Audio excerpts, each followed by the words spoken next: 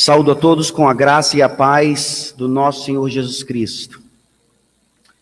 Irmãos, vamos ficar de pé mais uma vez, abrir a palavra do Senhor em Efésios capítulo 4.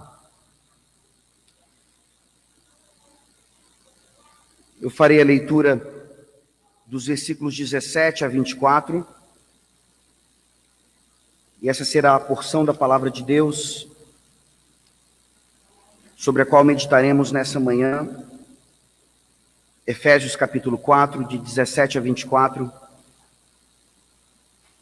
Diz assim a palavra do nosso Deus: Isto, portanto, digo e no Senhor testifico, que não mais andeis como também andam os gentios, na vaidade dos seus próprios pensamentos, obscurecidos de entendimento, alheios à vida de Deus, por causa da ignorância em que vivem, pela dureza do seu coração, os quais, tendo se tornado insensíveis, se entregaram à dissolução para, com avidez, cometerem toda sorte de impureza. Mas não foi assim que aprendestes a Cristo, se é que de fato o tendes ouvido, e nele fostes instruídos, segundo é a verdade em Jesus, no sentido de que, quanto ao trato passado, vos despojeis do velho homem que se corrompe segundo as concupiscências do engano, e vos renoveis no espírito do vosso entendimento, e vos revistais do novo homem, criados segundo Deus, em justiça e retidão, procedentes da verdade. Amém. Podeis assentar, vamos orar, pedindo ao Senhor que nos auxilie na compreensão de sua palavra agora. Senhor nosso Deus, Deus Todo-Poderoso, Deus que merece toda adoração, obrigado, Senhor, por esse dia que nós podemos reservar para esse ato de culto público e também atos de culto privados que realizamos individualmente e em nossas famílias. Que privilégio é descansarmos no Senhor e ainda mais nos lembrando do que temos aprendido nesse final de semana a respeito de educação pactual.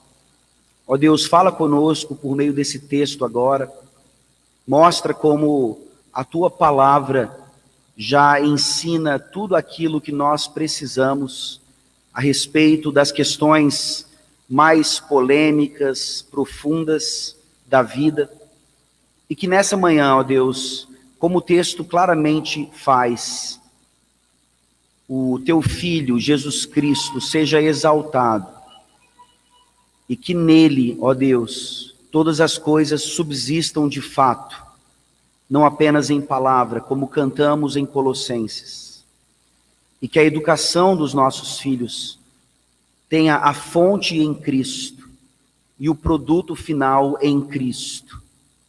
E assim sejamos totalmente revestidos do próprio Cristo, da sua justiça. Faça isso em nós, ó Deus. É no nome de Cristo que nós oramos. Amém. Vocês já devem ter visto aqueles programas de televisão que mostram o antes de alguma coisa e o depois de alguma coisa. Uma casa totalmente bagunçada, mal construída, com móveis velhos, que depois de 1 hora de programa se apresenta agora como uma casa onde certamente eu e você gostaríamos de morar, com móveis novos, e certamente bem confortável e agradável aos olhos e aos nossos outros sentidos. Você já deve ter visto um programa em que um carro velho é transformado em um carro maravilhoso, mesmo mantendo ali suas características antigas e do seu tempo, mas totalmente alinhado agora com os dias atuais, e podendo ser usado de maneira completamente agradável também àquele que o possui. No sentido, então, programas de TV mostram o antes e o depois de pessoas, não apenas carros ou casas. Nós vemos pessoas mal vestidas, pessoas que precisam de uma nova aparência, a famosa repaginada do guarda-roupa e da própria estética. E no final desses programas nós acabamos percebendo que tudo isso não é suficiente. A casa logo, logo vai ter novos problemas, o carro logo, logo vai precisar de mecânica, a pessoa logo, logo vai precisar de um novo guarda-roupa e de mais maquiagem. Essa ilustração nos mostra aquilo que Paulo está ensinando aqui, nessa porção da palavra de Deus, em Efésios 4, de 17 a 24, com uma diferença fundamental. Aqui Paulo não está propondo apenas uma repaginada de guarda-roupa, uma pequena transformação de pensamento ou cosmovisão, mas algo definitivo, algo que permanece, algo que transforma e ali então, continuamente faz a sua obra. Se você perceber então, essa parte de Efésios já está naquilo que nós chamamos a parte prática da carta. Efésios 1 a 3 nos mostram essa base teológica, principalmente trinitariana, onde Paulo fala sobre salvação, onde Paulo fala sobre a igreja, a unidade de gentios e judeus, algo impensável para aqueles dias. E justamente pela obra da Trindade, nós vemos exatamente isso acontecendo. Paulo escreve Efésios para o entendimento do povo de Deus a respeito do que é a igreja. E a partir do capítulo 4, então, ele começa a mostrar essa doutrina trinitariana na igreja de maneira mais aplicada. É por isso que no capítulo 4, dos versículos 1 a 16, você vai ver exatamente essa temática nessa ordem: unidade, diversidade, trindade, maturidade, corporatividade. Percebam que a trindade continua sendo, então, o foco teológico para Paulo trazer todas essas aplicações. E aqui nós vemos então, depois que Paulo faz essa transição, ele começa a chamar a atenção da igreja para algo fundamental. Ele falou de maturidade nos versículos anteriores, e aqui nesses versículos nós vemos o seguinte, que a maturidade cristã, ela se demonstra e se desenvolve pela busca incessante por santidade. E aqui nós vemos uma expressão usada de propósito para contrariar uma busca que, na verdade, é mais incessante em nossas vidas. Você tem isso, inclusive, na Constituição dos Estados Unidos. A busca por felicidade.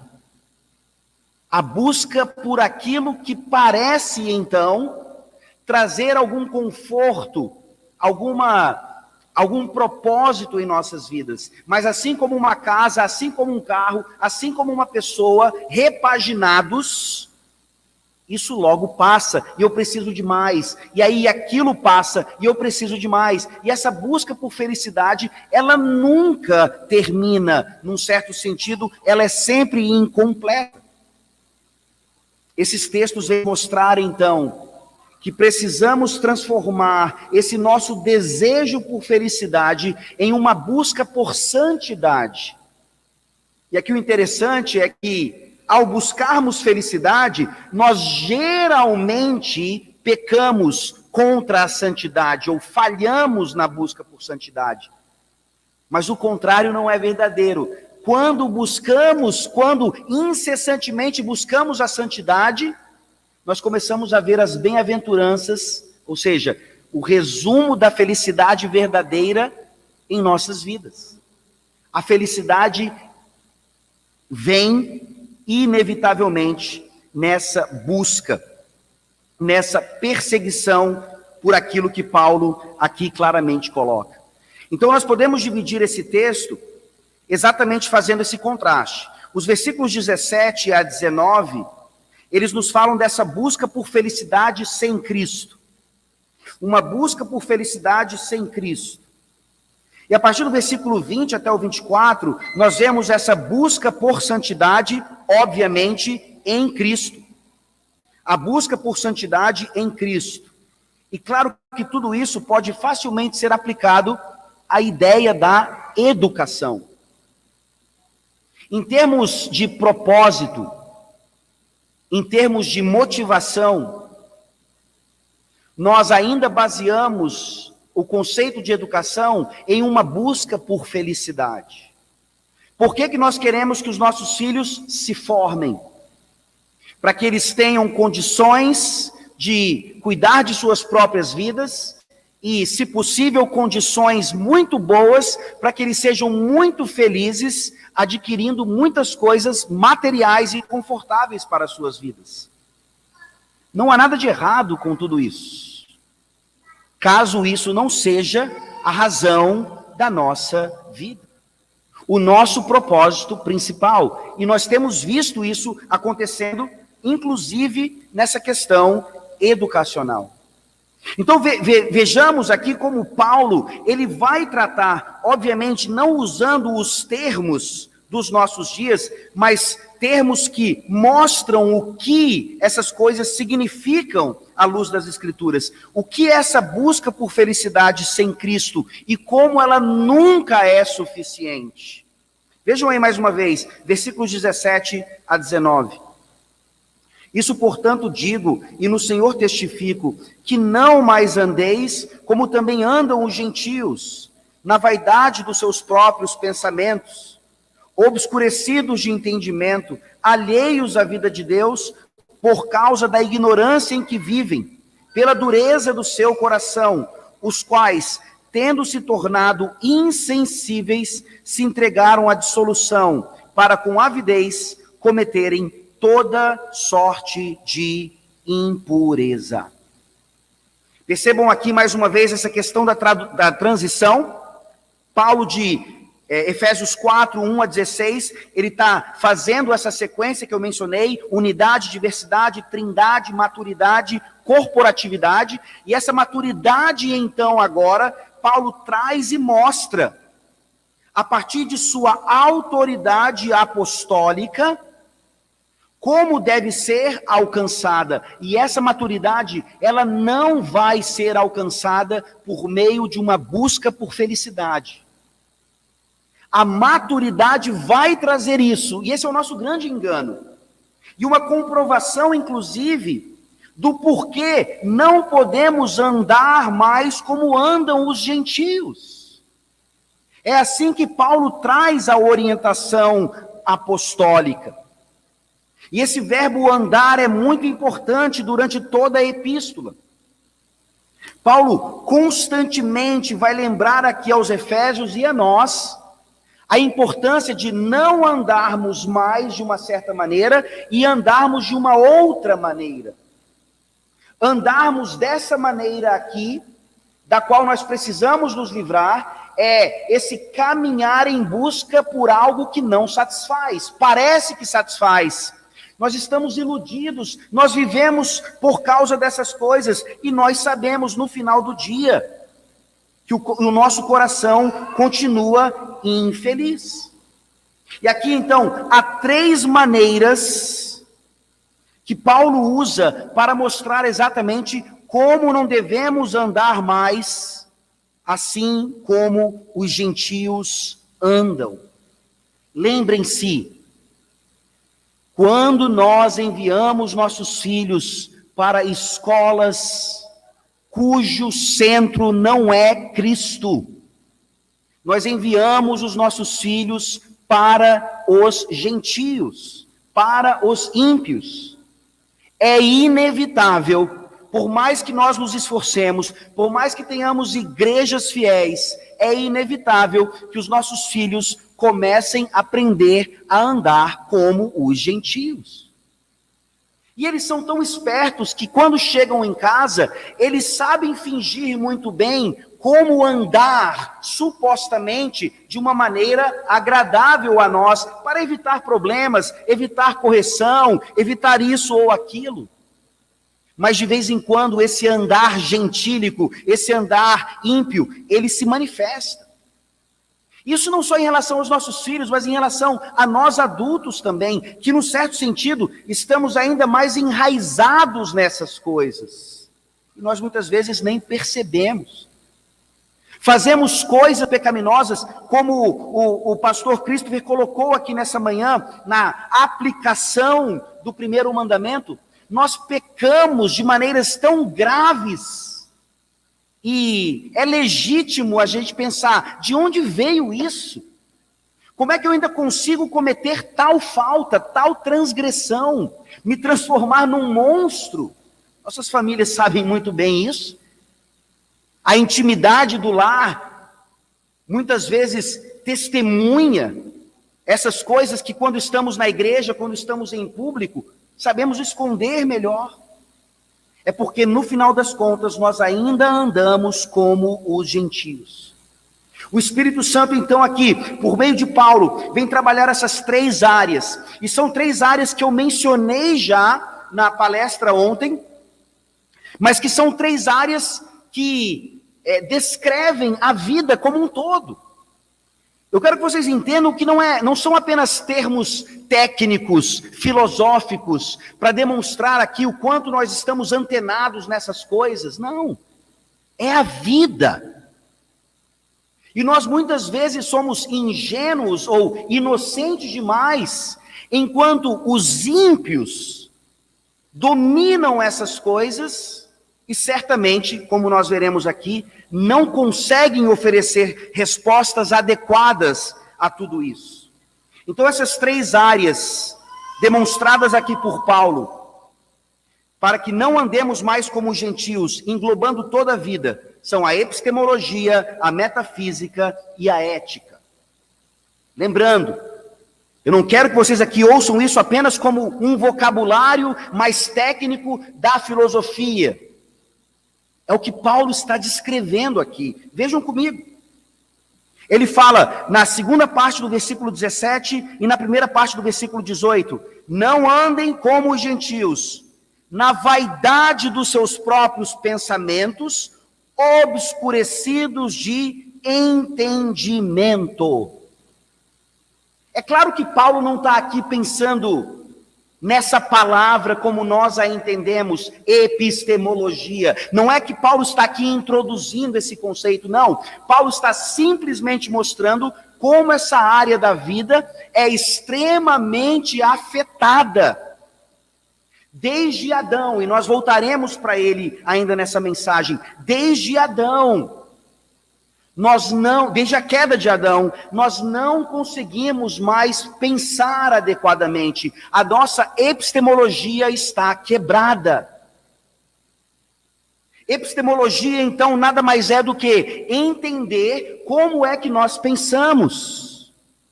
De onde vem o conhecimento? Como é que nós adquirimos essas coisas? Qual é o processo para tudo isso? E Paulo está dizendo: aqueles que não estão em Cristo, ou seja, os gentios, eles vivem na vaidade dos seus próprios pensamentos, obscurecidos de entendimento. Pensamento vaidoso, entendimento obscurecido. As descrições são claras. É como se esses homens e mulheres sem Cristo não conseguissem pensar. Mas não é esse o ponto. E nós vimos inclusive isso também na palestra de ontem. O homem caído, o homem sem Cristo, ele ainda carrega a imagem de Deus nele. Nós ainda somos seres pensantes, mesmo sem Cristo. Qual é a grande diferença? Esses pensamentos, eles sempre são de forma errada. Mesmo quando um ímpio, ele acerta, digamos assim, aquilo está poluído de erro. Principalmente no quesito de propósito, motivação. Nós vamos entender um pouquinho melhor essa noite, no sermão, a respeito do conceito de graça comum, como ele pode ser perigosamente aplicado em nossas vidas, e nós continuarmos baseando a nossa caminhada nesse conceito, e não no fato de que, sem Cristo, o acadêmico mais bem preparado desse mundo, ele continua pensando de maneira errada. Quem você quer como guia, não só da sua vida, mas principalmente dos seus filhos? Quando você vai para a universidade,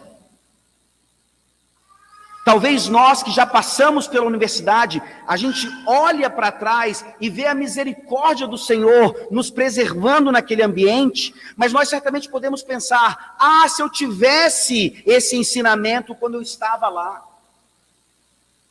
várias coisas seriam evitadas, e inclusive eu teria até mais condições de lutar pela fé, de defender a fé. E a questão é, tanto tendo passado pela universidade, ou ainda na universidade, ou nos preparando para a universidade, a pergunta é, como é que nós pensamos? Como é que nós pensamos? E se nós deixamos a nossa vida atribulada, as nossas agendas cheias, por um momento, e paramos, nós vamos perceber que muitos dos nossos pensamentos ainda correspondem a andarmos como gentios. O Espírito Santo aqui, por meio de Paulo, está falando para que não andemos mais como eles, corrigindo exatamente essa área. Pensem, tenham um entendimento a partir das Escrituras. Isso vai influenciar, obviamente, todas as áreas da nossa vida, porque tudo o que nós fazemos envolve pensamento. Por mais que nós achemos ou façamos algumas coisas sem pensar direito ou sem pensar antes, isso envolve pensamento. Isso envolve aquilo que está em nossa mente e que certamente está aqui no coração. Por isso, agora nós vemos a segunda área descrita por Paulo aqui, que precisa ser transformada completamente. Se nós pensamos como os gentios pensam, se eles continuam sendo a nossa maior influência, nós vamos ver o mundo, nós vamos ver a realidade de forma errada. Essa é a área da metafísica, ou a teoria da realidade. Vejam aí como isso está claro no pensamento de Paulo.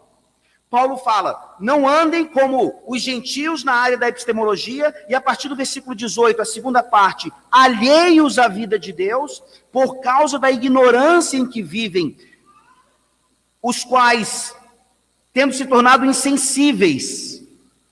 Aqui nós temos essa realidade metafísica, então. Qual é a realidade daqueles que pensam de forma obscurecida? Eles estão alheios a Deus, e eles se tornaram insensíveis. Os sentidos deles agora não conseguem mais captar a realidade como ela é. Você já percebeu o ateísmo descrito hoje, no nosso momento de contrição na sociedade? Você diria que o Brasil, de uma maneira geral, é um país que vive alheio à vida de Deus? É claro. Nós temos visto isso constantemente. Porque essa insensibilidade, na verdade, como descrito no versículo 19, se dá por causa da dureza do coração. E aqui nós vemos como a realidade, então, como ela não muda. Deus cria todas as coisas com uma estrutura imutável que, por mais que olhemos para ela de maneira insensível, ela continua sendo o que ela é. Mas o que os nossos olhos percebem, o que o nosso coração capta, é algo que parece completamente diferente. A dureza do coração Mostra, então, uma realidade completamente distinta daquilo que Deus estabeleceu. É por isso que nós veremos sempre uma tentativa de readaptação daquilo que Platão deixou lá no mito da caverna, como nós vimos na palestra de ontem. Essa tentativa de sair da realidade, e até Platão sabia disso, essa realidade das sombras, essa realidade material, essa não é a realidade está lá fora. A realidade está em algum lugar além daqui, por isso metafísica, está além da física. Não pode ser só isso. Apesar de alguns filósofos discordantes dizerem, pode até ter um meta, mas não dá para a gente chegar lá, então nós vamos nos contentar com isso aqui. E a realidade é cada vez mais obscura, porque o entendimento é cada vez mais obscuro, e nós vamos vivendo assim.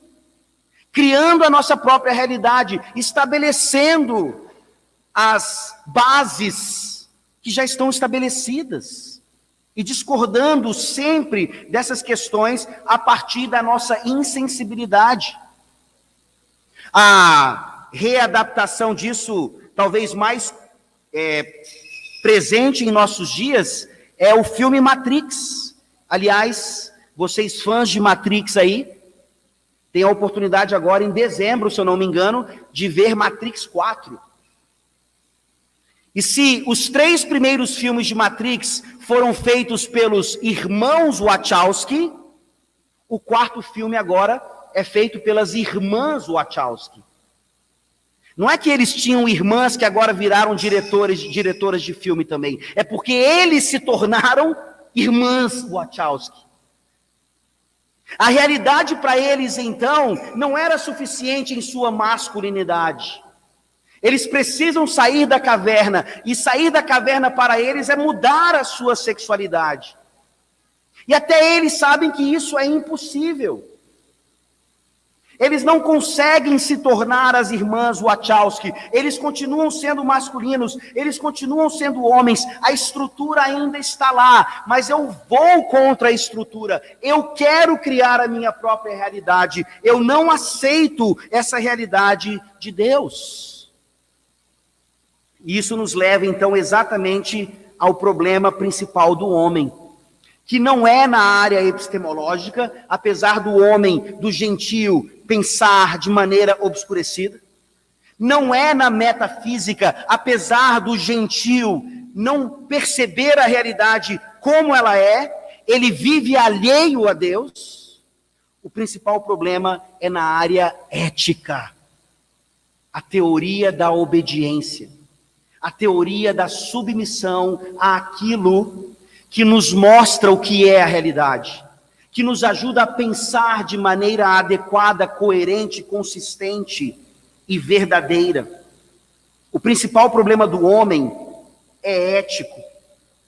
Por isso, quando vocês estudam a respeito de apologética, defesa da fé, como é que nós enfrentamos os gentios, como é que nós enfrentamos os ímpios em todas essas áreas, não é meramente o convencimento metafísico e epistemológico que satisfazem. E é geralmente nessa área que nós queremos fazer isso. Nós queremos ser tão inteligentes, nós queremos ser tão preparados, nós entendemos todos esses termos, mas nós temos medo, nós temos receio de atingir o coração, na verdade, daquelas pessoas por meio da declaração da palavra de Deus. Você pode pegar um acadêmico cristão dos nossos dias, ele tem receio de chamar pecadores ao arrependimento, porque isso é obtuso, isso é medieval, isso é religioso demais. Mas ele consegue, na sua soberba, achar que, por meio de convencimento epistemológico, que vai mudar a metafísica daquela pessoa e fazê-la, então, agora, começar a eticamente viver de acordo com o que Deus estabeleceu. Você consegue perceber o quanto esse homem, na sua própria soberba, talvez com uma boa motivação, ele está epistemologicamente errado, metafisicamente confuso, e não consegue, no final das contas, atingir eticamente aquele gentio. Nós voltamos lá para Adão. Veja como Adão e Eva, antes da queda, eles tinham uma epistemologia, uma metafísica e uma ética perfeitas. Adão, nós veremos já na nossa palestra, ele pensava os pensamentos de Deus. Adão entendia a realidade de maneira plena. E, obviamente, ele obedecia a Deus em todas as coisas. O que foi que aconteceu com Adão e qual foi o seu problema? Ele desejou desobedecer a Deus. Ele quis ir de encontro a essa ética manifestada por Deus ali, quando Deus diz a ele: eu sou o Criador, você é criatura, você se submete a mim em todas as coisas. E o engraçado é que Satanás, ele vem e confunde o homem no seu pensamento a respeito de Deus, no seu pensamento a respeito da revelação. O homem, então, começa agora a querer uma outra realidade e não aquela proposta por Deus, e ele finalmente desobedece. E nessa desobediência, ele começa a enxergar a realidade de maneira diferente. Antes eles estavam nus e não se envergonhavam, agora precisam se cobrir. A nudez se transformou em algo nocivo. E a partir daquele momento, eles não conseguiriam mais viver em ética diante de Deus. Seriam pecadores e transfeririam esse pecado em herança para nós. Vejam aí essa descrição nas palavras de Paulo, por favor. Ele falou do problema do pensamento, ele falou da ignorância da realidade por causa de tudo isso, e lá no versículo 19, ele fala: se entregaram à dissolução para com avidez cometerem toda sorte de impureza. É um ciclo que é inevitável. Se eu ando como um gentio na área de pensamento, eu vou compreender a realidade como um gentio, e a minha vida ética será essa descrição aqui: com avidez, me entregar à dissolução e cometer toda sorte de impureza. Não é exatamente isso o caminho do hedonismo? A busca pelo prazer, a busca pela felicidade. Eu ainda acho que felicidade está no conforto, eu ainda acho que felicidade está num bom salário, eu ainda acho que felicidade está nessas coisas que uma boa educação pode me dar. Essa conferência, esses sermões no Dia do Senhor, tem o objetivo de nos mostrar o quanto nós ainda estamos andando como gentios na área de educação.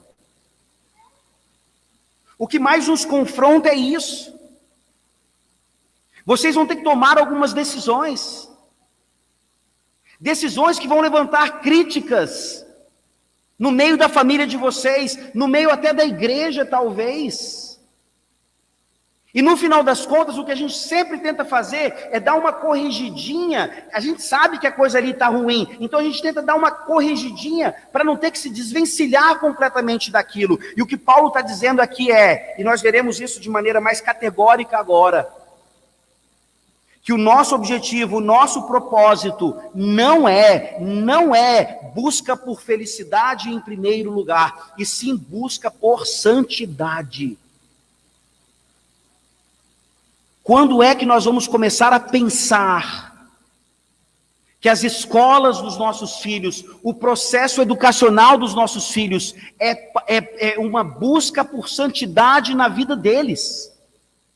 Para que eles pensem os pensamentos de Deus, para que eles vejam a realidade como ela é, e para que, principalmente, vivam em obediência plena a esse Deus. É isso que a educação pactual oferece às próximas gerações. E a cada um de nós também, enquanto adultos. Não é que agora está tudo perdido para nós que já saímos da escola, já saímos da universidade e talvez nunca mais façamos um curso oficial em nossas vidas.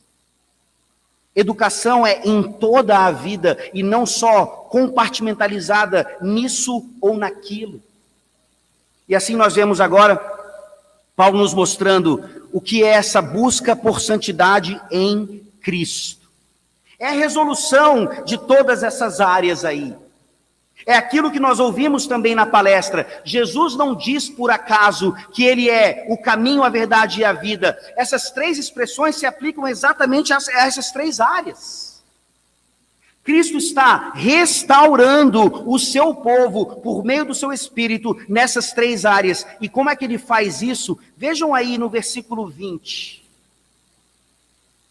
Paulo fala, em contraste com o andar como os gentios, ele diz, mas não foi assim que aprendestes a Cristo. E aqui é interessante, no português, como é que você lê essa frase? O que vem à sua mente quando Paulo usa um verbo completamente pedagógico, aprender? Aquele verbo que aqui, claro, no original está em grego, mas que na sua correspondência ao latim daria a ideia do discípulo, aquele que aprende, aquele que é ensinado. Quando você lê isso no português, como é que você entende aprender a Cristo? A primeira ideia é que Cristo é a fonte do saber, do conhecimento, ou que aprender a Cristo significa que ele é o conteúdo do aprendizado. No grego, e nessa tradução adequada para o português, nós percebemos aqui que Cristo, na verdade, ele é o conteúdo do aprendizado. Isso não quer dizer que ele não é a fonte. Isso não quer dizer que o conhecimento adequado, o único possível, não venha do Senhor Jesus. Mas não é isso que Paulo está dizendo aqui. Paulo está aqui focando no fato de que o aprendizado, o conteúdo do aprendizado é o próprio Cristo.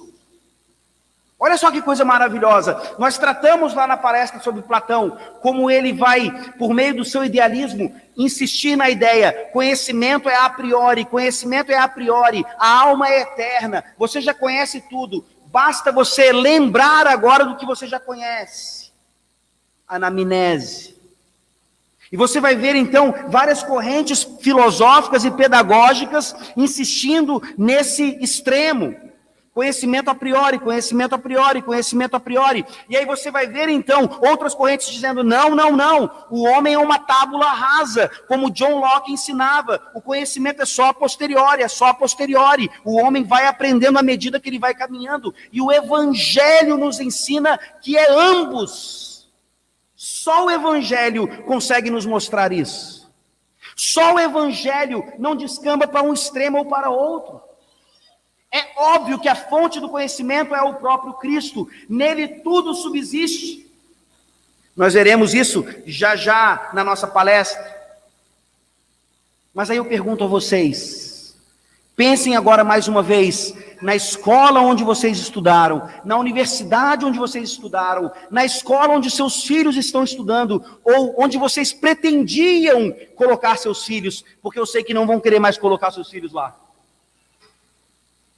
Cristo é o objeto de ensino e aprendizado naquela escola. Ele é o conteúdo de aprendizado naquela escola. E a resposta declaradamente é não.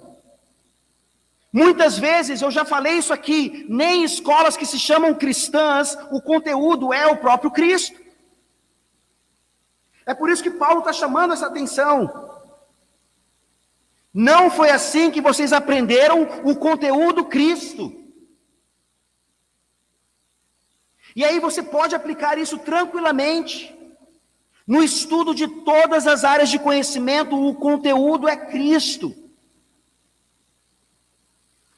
Não só porque ele é a fonte, mas porque ele também continua sendo o propósito de todas as coisas. Você consegue ver aqui, principalmente agora no versículo 21, num tom um pouco irônico, uma confrontação de Paulo. Ele, num certo sentido, pergunta: será que vocês aprenderam mesmo Cristo? Será que vocês aprenderam o Messias? Ou ele é apenas um conceito vago? Ou ele é apenas algo que religiosamente faz sentido para você, mas em todas as áreas da vida não faz o menor sentido? Será que você ainda pensa como um gentio, dicotomizando as coisas? E aqui Paulo vem mostrar exatamente uma atividade, uma atitude bem prática, para que nós tenhamos Cristo, não só como fonte de conhecimento, mas sendo também o produto do conhecimento, o conteúdo desse conhecimento. Paulo vem usar aqui aquilo que é muito utilizado também na área do aconselhamento bíblico: o despojar, o renovar e o revestir. Vejam aí esses três verbos, nos versículos 22, 23 e 24. Paulo faz a mesma pergunta a nós hoje: vocês foram instruídos e ouviram segundo a verdade em Jesus? Então vivam dessa maneira. O versículo 22 diz, no sentido de que, quanto ao trato passado, vos despojeis do velho homem, que se corrompe segundo as concupiscências do engano, e vos renoveis no espírito do vosso entendimento, e vos revistais do novo homem, criado segundo Deus, em justiça e retidão, procedentes da verdade. Aqui, para começar, infelizmente, não sei se na sua tradução está assim, mas no versículo 23, espírito deveria estar com letra maiúscula. E nós vemos isso acontecendo constantemente nas traduções, porque essa noção trinitariana, ela se perde em muitos versículos, e não pode acontecer aqui em Efésios. Efésios é absolutamente trinitariano. Tudo que Paulo está argumentando aqui tem base no Pai, no Filho e no Espírito. E aqui é inevitável, então, que essa renovação deixe de ser no Espírito com letra maiúscula. Não é apenas uma ideia interior do nosso entendimento, não. É o Espírito que nos dá entendimento. É Ele quem renova aquilo que foi perdido em Adão. É Ele quem tira o obscurantismo, as trevas do pensamento e nos dá a luz da compreensão. É esse o processo de despojar e revestir. Percebam que não é algo meramente comportamental. Que Deus nos livre disso. Que Deus nos livre de termos escolas cristãs que transformem os nossos filhos em pequenos fariseus ainda mais. Não. A busca por santidade é essa demonstração de quanto nós adultos e as próximas gerações ainda precisam se despojar de tantas coisas, resquícios de pecado, aqui chamado por Paulo como o velho homem. E entendam também que isso aqui não é uma ideia de dupla personalidade. Uma hora eu sou o novo homem, uma hora eu sou o velho homem. E as nossas esposas talvez digam assim: ele é mais velho homem do que novo homem, muitas vezes. Se isso mudasse, já seria muito bom. Mas não é essa a ideia. Se você está em Cristo Jesus hoje, você já é nova criatura, você já é novo homem, mas tem resquícios aqui que nos levam, como eu falei lá antes, a cometer pecados terríveis ainda. E nesse sentido, então, a grande questão é, na nossa busca por santidade, na renovação do Espírito Santo em nosso entendimento, nós podemos viver, sim, de maneira cada vez mais revestida do novo homem. E por que Paulo termina dessa maneira aqui? Por que Paulo usa essa linguagem? Vejam, no versículo 24. Ele fala, revestais o novo homem, criado segundo Deus, em justiça e retidão procedentes da verdade. Sim, ele está falando de cada um que participa desse processo pela sua graça, pela sua misericórdia. Mas o modelo aqui desse novo homem é o próprio Cristo. Olha o contraste que ele faz. É por isso que nós voltamos lá para Adão. Como é que Adão foi criado? A resposta é clara, em justiça e retidão procedentes da verdade. Adão era pleno, Adão era perfeito, mas ele tinha totais condições de cair, de desobedecer. A história, os fatos nos mostram isso. Ele cai, nele nós caímos. Quem é esse então que é criado segundo Deus? Nós, a partir do padrão de justiça, retidão procedentes da verdade. É Cristo. Ele é o último Adão. Ele é o objeto de conhecimento. Ele deve ser o centro das nossas vidas, o centro das nossas escolas, o centro da nossa educação, o centro de tudo. É o seu Espírito que transforma o nosso pensamento. É o seu Espírito que nos faz ver a realidade como ela é. É o seu Espírito que nos ajuda na nossa luta contra o ateísmo prático. Na nossa luta contra todas as implicações de todos os outros mandamentos ainda em nossas vidas. E a realidade do Evangelho, então, ela é fundamental no entendimento de que esses verbos aqui, eles se manifestam claramente em Cristo. O que acontece na cruz do Calvário? Cristo é despido, até literalmente, Cristo é despido. Ele não tinha pecado algum do qual se despir, ele não tinha qualquer resquício de pecado nele, qualquer qualidade ou característica de velho homem. Ele é sempre o homem perfeito, mas ele é despido no meu e no seu lugar, para que nós fôssemos revestidos por esse Espírito. Por que é que nós continuamos vivendo e andando como os gentios, principalmente na área da educação? Abra sua Bíblia, por favor, em Apocalipse 3, versículo 5. Apocalipse 3, versículo 5. Ontem, o pastor Christopher apresentou um livro do Douglas Wilson falando sobre essa educação para a eternidade. Busca incessante por felicidade, ela se resume a essa vida. Ela se resume a esse contexto. É por isso que ela é insuficiente. Busca por santidade nos ajuda a viver o aqui e agora e principalmente mirar no porvir.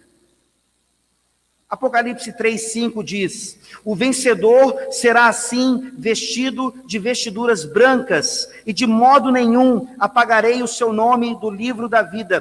Pelo contrário, confessarei o seu nome diante de meu Pai e diante dos seus anjos. Esse é o propósito da educação pactual para aqueles que estão em Cristo Jesus e querem andar já e principalmente lá com vestiduras brancas, plenas de santidade e lá de glorificação. Que o Espírito Santo assim nos ajude a entender a sua palavra e praticá-la em nossas vidas. Vamos orar. Senhor Deus bendito, obrigado, ó Deus, pela mente de Paulo, um homem ímpio, transformado pelo Senhor de maneira plena. O pensamento de Paulo era obscurecido, apesar de ser um judeu exemplar. A sua visão da realidade era totalmente confusa. Ele perseguia os cristãos, achando que assim servia a Deus. E, obviamente, Paulo, tratando como esterco a sua vida pregressa, a sua ética pregressa, ele agora nos mostra Cristo, não só como fonte de conhecimento, mas como objeto do nosso estudo, daquilo que nos faz completamente seres humanos à sua imagem, a possibilidade de raciocinar segundo Cristo e de viver como Ele. Nos despoja, ó Deus, dos nossos pecados remanescentes e nos faz nos revestir dessas vestiduras maravilhosas da justiça de Cristo, da sua retidão, segundo a verdade. E que os nossos filhos, ó Deus, experimentem isso cada vez mais, por meio do processo educacional. Em nome de Cristo Jesus que nós oramos. Amém.